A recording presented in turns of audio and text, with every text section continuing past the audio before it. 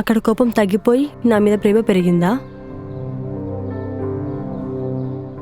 కోపం తగ్గినందుకు కాదు, తాను అనుభవించిన టార్చర్ తెలుసుకున్నాక అప్పుడు రియలైజ్ అయ్యాను. టార్చరా? అర్థం కాలేదు. వాళ్ళ హస్బెండ్ అనుమానించి టార్చర్ పెట్టేవాడని చెప్పి ఏడ్చింది.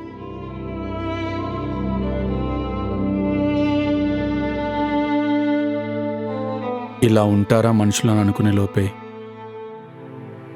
నేను కూడా అలాంటి వాడినే కదా అని గుర్తొచ్చింది.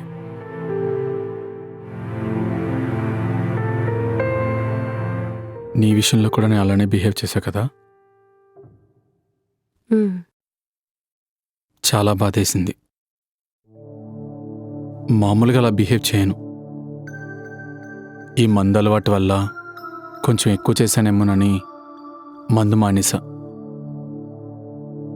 నీకు దగ్గర అవుదామని చాలా ట్రై చేస్తున్నా, కానీ నువ్వు నన్ను అర్థం చేసుకోవట్లేదు. నాకు ఇదంతా తెలియదు కదండి.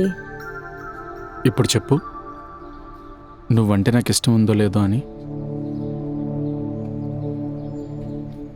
చెప్పు.